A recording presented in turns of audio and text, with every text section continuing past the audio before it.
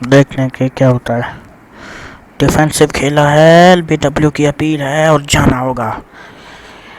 देखते हैं कि रिव्यू के लिए जाते हैं या नहीं, लेकिन होगा पक्का। ऑडियो में लिख के देता हूँ क्योंकि बाल सीधा बेचता, सीधे बेच का मतलब आउट होता है।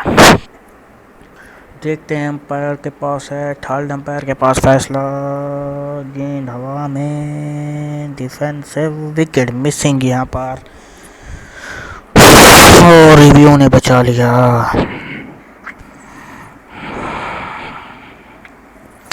नॉट आउट, अंपायर ने फैसला अपना वापस लिया।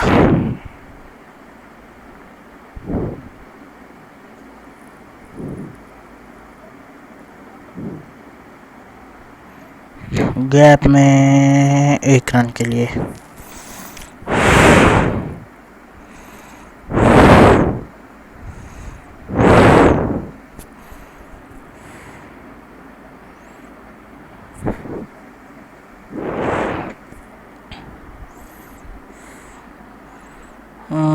मोहम्मद आमिर आएंगे इस दफ़ा फिर से बैटिंग बॉलिंग पर।